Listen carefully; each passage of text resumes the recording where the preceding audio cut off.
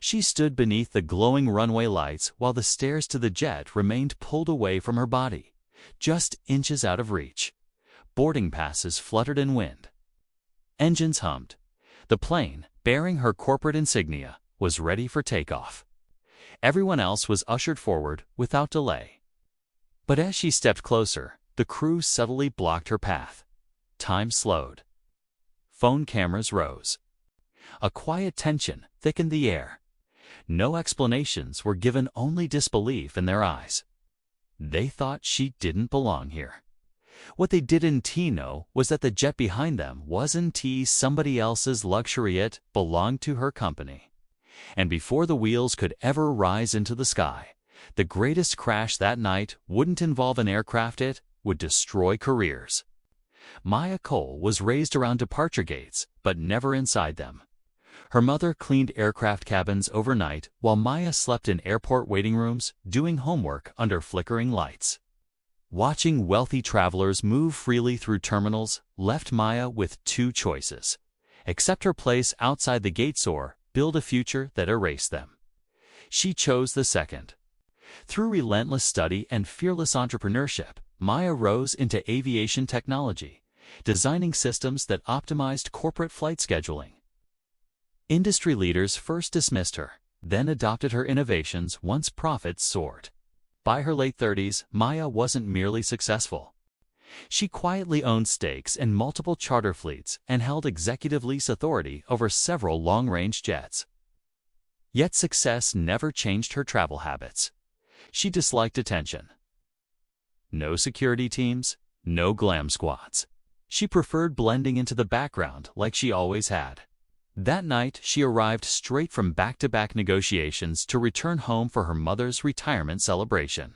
The company Jettree gestured under her aviation trust waited on the tarmac. She approached alone. And suddenly, everything shifted. Her documents received longer inspection. Staff whispered behind security podiums. The stairs remained unmoved. Other travelers passed her with ease. She stood waiting. The feeling was familiar, the tightening sense of being judged before being heard. Minutes dragged on. Her credentials were legitimate. Her authorization codes valid. Everything aligned perfectly. Still, no boarding. The crew's posture hardened, as if protecting something from intrusion. Their polite professionalism masked disbelief.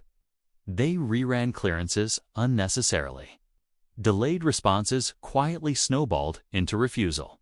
Maya felt shame creep up her spine, not because she doubted herself, but because the world kept demanding proof she shouldn't have to display.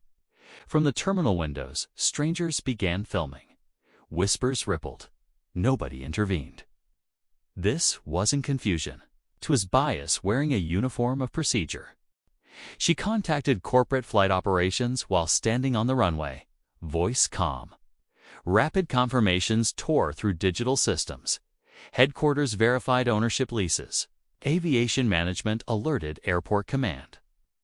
Surveillance footage flagged the obstruction, yet the crew held their stance. They waited, not for verification, but for someone who looked right. Vehicles soon swept across the tarmac as administrators arrived with documentation proving Maya's authority beyond dispute. Only then did realization strike. Faces paled. Too late. Maya turned away from the stairs. This moment wasn't about boarding anymore. It was about the cost of humiliation, borne too long by too many who never had power to answer it. She called corporate headquarters. No speeches, just instructions. Their effect rippled instantly through company systems. The jet shut down operations. The crew lost authorization status. Under open night skies, airport leaders gathered the crew while flight control suspended their certificates pending investigation. Employment termination followed almost immediately. Charter aviation has unforgiving memory. Once trust dissolves, careers rarely recover. Maya watched silently. This wasn't revenge, was reckoning. The jet remained grounded, awaiting a replacement team flown in from another regional hub. Hours passed. Only then did Maya finally ascend the stairs that had been closed to her earlier, with triumph but vindication. As the jet lifted skyward, the runway beneath grew distant. Yet something far more permanent had shifted.